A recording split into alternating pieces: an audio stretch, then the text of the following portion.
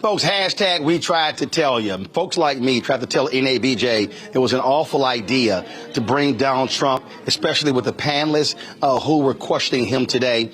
It was supposed to start around noon, did not get started late. And what did he do? He came out there immediately insulting NABJ, talking about how he had him waiting 35 minutes. They put out a tweet claiming the audio was bad. That was an absolute lie. The real issue backstage, the Trump people did not want to be fact-checked in real time by PolitiFact. In fact, it didn't take Donald Trump any time at all to do what he is very good at, that is insulting black female journalists. This was the first question asked by Rachel Scott of ABC. Listen to this shameful response. Exactly why you would do something like that. And let me go a step further. I was invited here and I was told my opponent, whether it was Biden. Come back. Okay, first of all, folks, I need the control room. I need her question. I need you to play her question and then hear his answer. Okay? So let me know when y'all have, okay, now y'all got it? Play it. About some of your rivals, from Nikki Haley to former President Barack Obama, saying that they were not born in the United States, which is not true. You have told 4 congresswomen of color who were American citizens to go back to where they came from. You have used words like animal and rabbit to describe black district attorneys. You've attacked black journalists, calling them a loser, saying the questions that they ask are, quote, stupid and racist. You've had dinner with a white supremacist at your Mar-a-Lago resort. So my question, sir, now that you are asking black supporters to vote for you, why should black voters trust you after you have used language like that? Well, first of all, I don't think I've ever been asked a question so in such a horrible manner. First question. You don't even say, hello, how are you? Are you with ABC? Because I think they're a fake news network, a terrible network. And I think it's disgraceful that I came here in good spirit. I love the black population of this country. I've done so much for the black population of this country. Including employment, including opportunity zones with Senator Tim Scott of South Carolina, which is one of the greatest programs ever for black workers and black entrepreneurs. I've done so much, and and I say this, historically black colleges and universities were out of money, they were stone cold broke, and I saved them, and I gave them long-term financing, and nobody else was doing it. I think it's a very rude introduction. I don't know exactly why you would do something like that. And let me go a step further. I was invited here and I was told my opponent, whether it was Biden or Kamala, I was told my opponent was going to be here. It turned out my opponent isn't here. You invited me under false pretense. And then you said, you can't do it with Zoom. Well, where's Zoom? She's going to do it with Zoom and she's not coming. And then you were half an hour late, just so we understand. I have too much respect for you to be late. They couldn't get their equipment working or something was wrong. Mr. President, I would love if you can answer the question on your rhetoric and why you believe that black voters should trust you with another 4 years. I have been the best president for the black population since Abraham Lincoln. That's my answer. Better than President Johnson, who signed the Voting Rights Act? For you to start off a question and answer period, especially when you're 35 minutes late because you couldn't get your equipment to work, in such a hostile manner, I think it's a disgrace. Let me just ask a follow-up, sir, and then we'll move on to other questions here.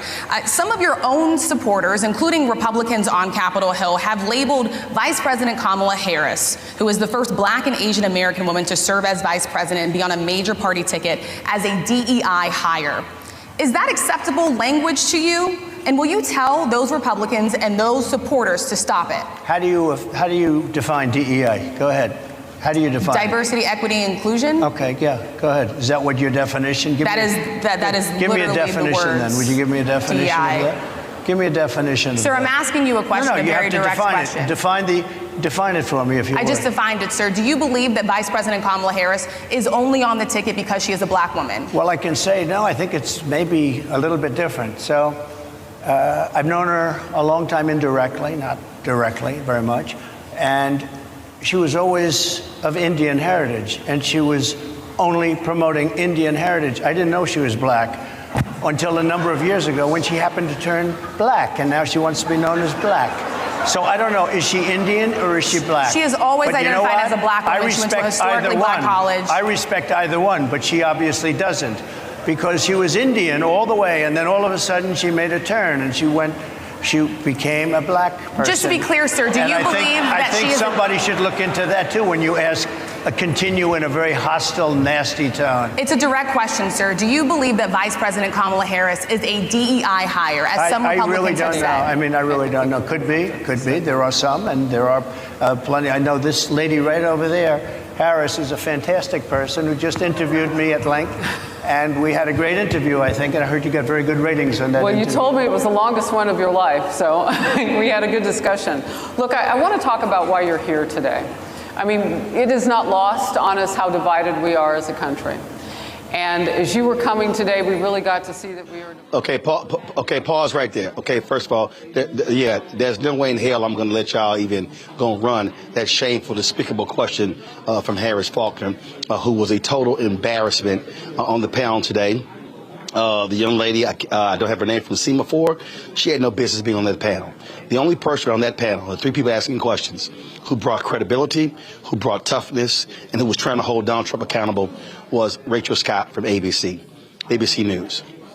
I saw Lindsay Davis in the hallway before I came out here, and I told Lindsay, I'm going to personally tell Rachel that she was absolutely amazing. The other two were useless. Their questions were ridiculous. You did not hear questions specifically pertaining to African Americans. I don't know what the hell Harris Faulkner was talking about. Oh, tell us about why you picked J.D. Vance. And Donald Trump sits there and then gives us a whole damn rundown of his resume. But that was a complete waste of our time. It was a debacle. And also, how the format was set up, had them sitting in these plush chairs. No, it should have had his ass standing at a podium, them at a table, drilling him with questions. Also, NABJ said, oh, we're going to have real-time fact-checking. Not on stage. So what the hell was that about? There was absolutely nothing about this so-called discussion that was worthy to be held here. Nothing. What do we gain from it? Nothing. He showed exactly who he is, a total asshole who says things about black people that are shameful, pathetic, and despicable.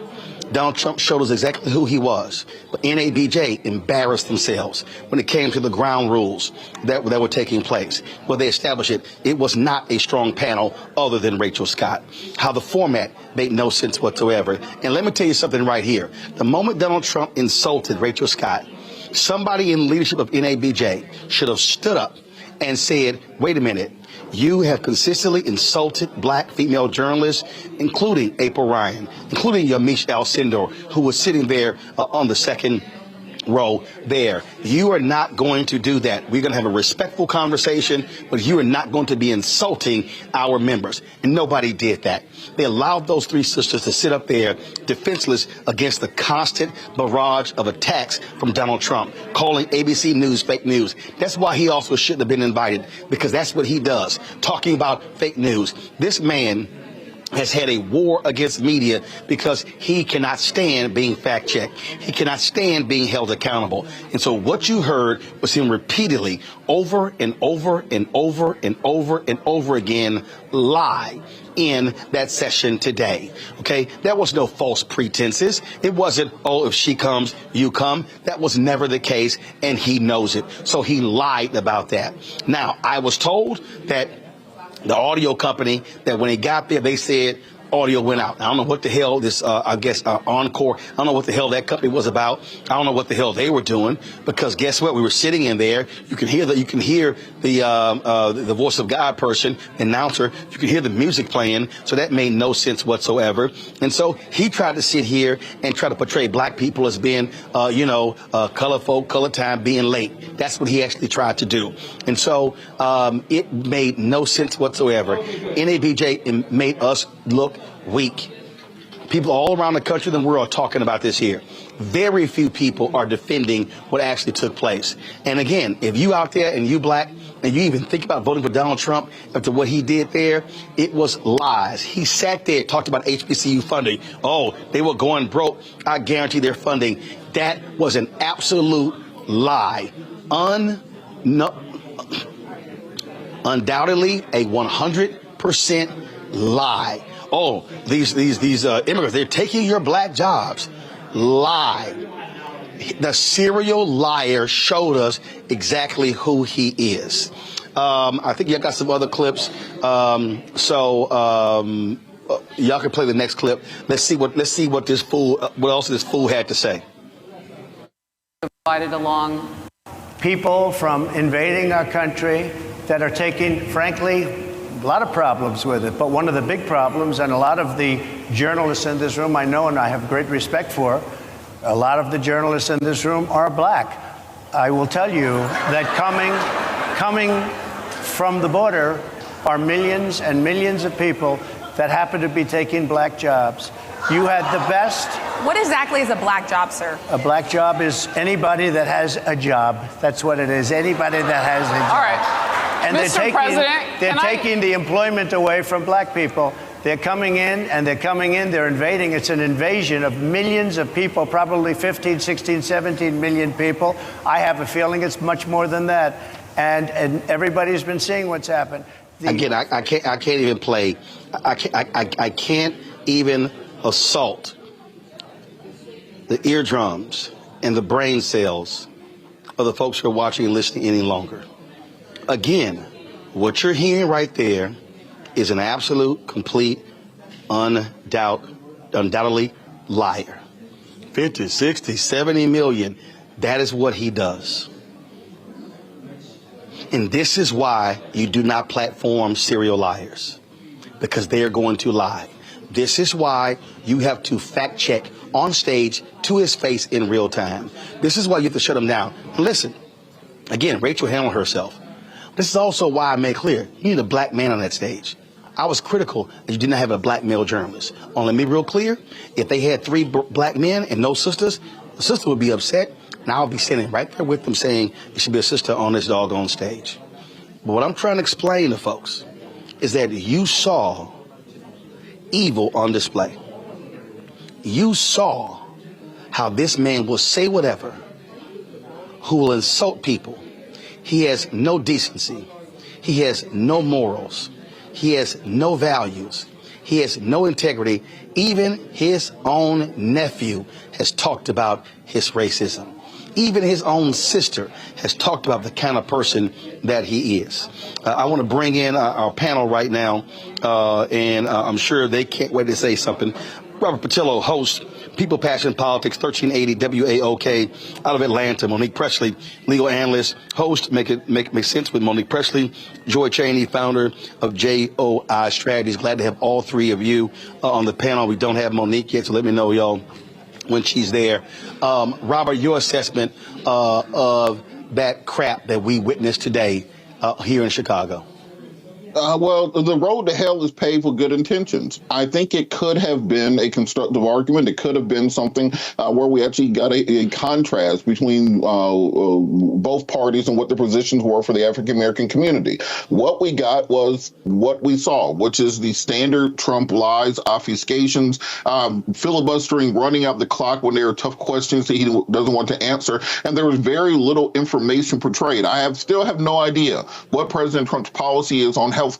I don't know what President Trump's policy is on education. I don't know what his policy is on criminal justice reform or infrastructure. I don't know what his policy is on Social Security or Medicare or any entitlement programs. And the fact that we can't get these fundamental questions answered is why you cannot platform President Trump unless it's in such a way that you can Trump-proof the event. Think about the rules that President Biden had to put in place just to try to contain Trump during the first debate. The saying that you have to have a timer, saying that you have to turn off his microphone, that you have to be able to fact check him in real time. These are things that you have to do because otherwise you see he is a master at turning this into a 1990s Howard Stern radio interview, changing the topic and running out the clock because he understands he does not have to and does not have any intention to actually answering big questions. But from the Trump side of things, this was an opportunity for him to really portray what should attract African Americans to his campaign. We've seen a recent polling that that even with the switch to Kamala Harris, that Kamala Harris is getting about 70% black votes in the recent CNN poll, compared to over 90% that President Biden got in 2020. As she introduces herself to the country, does more rallies that she did in Atlanta yesterday, that will continue to increase. But this was President Trump's opportunity to really portray to the African-American community nationwide that he is going to need to carry states like Georgia, North Carolina, and Pennsylvania, Michigan, Wisconsin, Minnesota. He's going to need the black vote to help push him over the line there. He made no progress in actually saying what his policies will be for those communities, and how electing him again will not take us back to a place where many African Americans were uncomfortable at in 2020 and in the first term of his administration. He did nothing to dissuade the concerns people have about Project 2025, which very much aims to overturning every piece of progress we made during the civil rights movement in the 1960s until today. So I think it was overall a failed event, but I do hope that there will be other opportunities in the next 100 days for President Trump to address the African-American community, present his record, and actually answer the hard questions. It just can't be thrown together in a couple of days. It can't be in that type of format, as you said. You have to Trump-proof it, but I think we do need to hear his answer to what he means and what he intends to do for the black community. But he's not going to answer those questions, Joy. We know exactly what the hell's going on here. And so what his whole job there was to filibuster. He just ran roughshod over every single question. When they tried to push, when they tried to push back, and really, really it was Rachel who was the only one who was really trying to push back. Harris, I don't know what the hell she was doing. And so it really was an abomination. Is Joy there? Joy's up there. Let's go to Monique.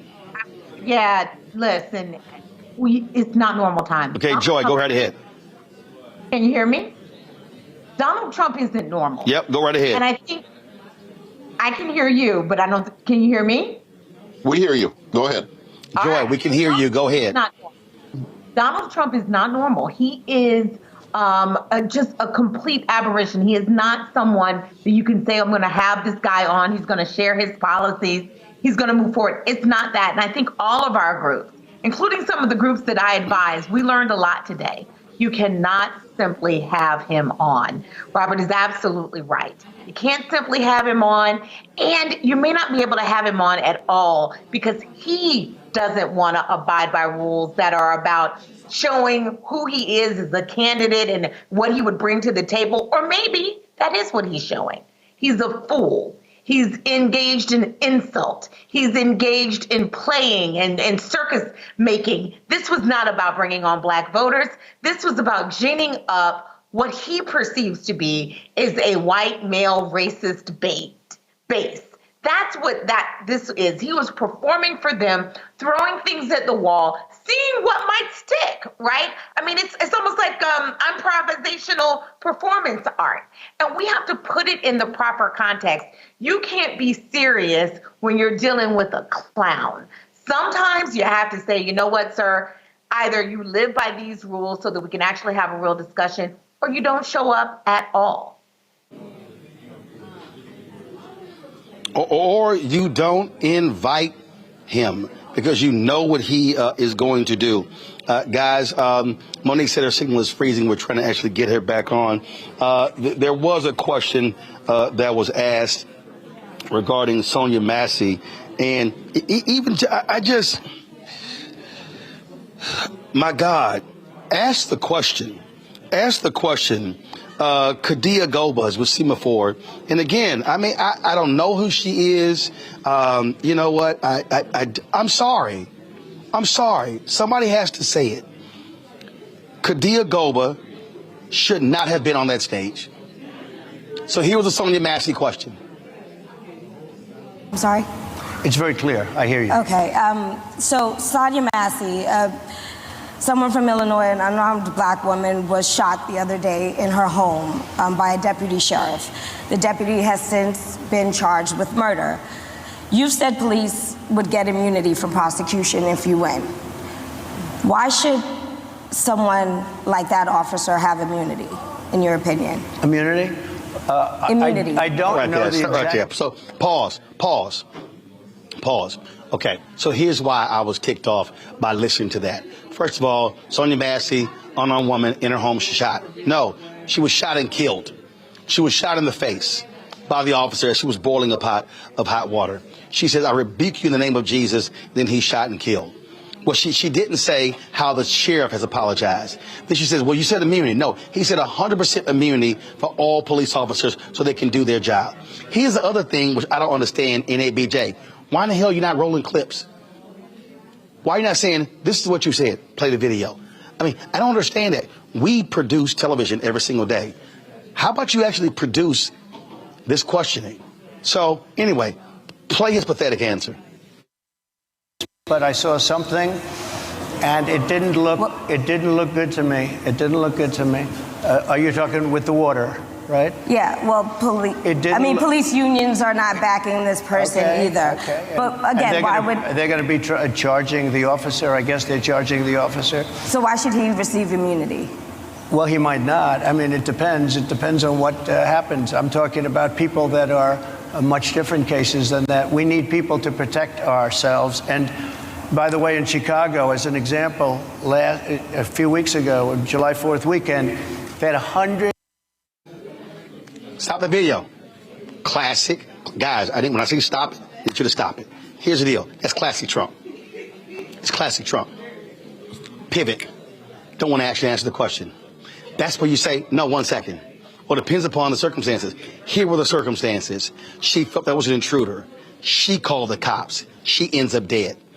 The cop who shot her didn't turn his body camera on. His partner did. That's when you ask the question and you fill in the details. You do not allow somebody to just ramble and ramble and ramble. And then what does he do? He then shifts the conversation. Well, let's talk about Chicago. This happened over July weekend. They had more than 100 shootings. Now, if he goes there, then you say, okay, we'll talk about Chicago shootings. Let's talk about gun control. Let's talk about how most of the guns in Chicago come from across the border in Indiana, where your former VP, the one you love to have killed, was the governor there. See, you do not let him out of the box. That's what you do not do. That's exactly what we saw happen. And so here's more of his rambling answer. 17 shootings and 17 deaths. Nobody wants that. Nobody wants that. We need to have our police officers have the respect and dignity back. In this particular case, I saw something that didn't look good to me. I didn't like it. I didn't like it at all. So can you get a little more specific back to the immunity question? Who would make those Well, right now, for the most part, people are protected by their unions, by their police unions, or by their police departments. But I'm saying if I felt, or if a group of people would feel that somebody was being unfairly prosecuted because the person did a good job maybe with crime, or made a mistake, an innocent mistake. There's a big difference between being a bad person and making an innocent mistake. But if somebody made an innocent mistake, I would want to help that person. What would those exceptions be? What would determine an innocent mistake? You go after somebody and it's a very close call and it's very dangerous. And they have, the policeman's life and woman is a very difficult thing, because sometimes you have less than a second to make a life and death decision, and sometimes very bad decisions are made. They're not made from an evil standpoint, but they're made from the standpoint of they made a mistake. So I want to follow up really quickly. I find it interesting because you do talk about reining in prosecutors, especially when it comes to prosecutors that are prosecuting you. Why doesn't that skepticism apply to law enforcement? Well, I've been prosecuted because I'm a political opponent of. Right there. Stop right there. Oh, my God. Stop right there. That man just sat there and said, well, things happen in a split second. How does nobody say, sir, but she's dead? Sonia Massey is dead. And then what you then do is recount the other black people who are dead. You press the point and say, that split second determines life or death. But you want to give them immunity. Guess what you didn't hear? You didn't hear anybody say, because when you were president, you had Jeff Sessions and Bill Barr who says we're going to pull back on consent decrees because it's going to hurt the morale of cops. Then you somebody has to say, I'm sorry, there was only one police patterns and practices investigation that took place in your 4 years. Under Biden Harris, it's 12. You heard none of that. You hear none of the press. They allowed this man to ramble. And I swear, Monique, if we were in a courtroom, somebody would object and the judge would turn to the witness and say, I need you to answer the question. Yes, but that wouldn't have worked here either. I think the point, though I understand that better journalists could have done a better job, and I agree with you, hats off to Rachel Scott for doing a yeoman's job today. And then there, the young woman in the middle was inexperienced, and perhaps they selected her to represent in that manner. And then there's Harris. But he was going to lie no matter how much he was pressed. The only issue really is whether the journalist who is speaking spoke more with more facts or not. The bigger issue for me is it shouldn't have happened. It was inappropriate. It was not the right forum. It was bad decision-making on the part of the organization to bring the rapist into the house, invited to sit at the table to rape us again. And that's what it looked like to me. That was my experience and that of so many others who have been speaking with about it. That's not the way we should run our households. NABJ is not a media outlet. And so what was done could have been done if these journalists wanted to interview this man and let him lie kind of on their own time, their own dime, not at the convention, then it's their obligation to try to get answers out of him. But I don't think that it would have mattered. I think that any good journalist would still be stuck with the first question because he was never going to answer. Curl Prep Natural Hair Solutions at curlprep.com. I'm in shock.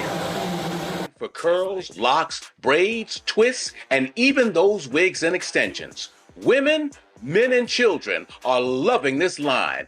Look at this video and you be the judge. People line up to see this product in action at hair shows, and when they take a seat and try it, they don't believe it's their hair. Buy the products at curlprep.com. It works on all hair types. Use code ROLAND, that's ROLAND, lowercase letters, to get a 15% discount. Parents, remove the ouch. You will love this system because you can comb the product through your child's hair with your fingers. It's all at curlprep.com. Use code ROLAND, lowercase letters, to get a 15% discount.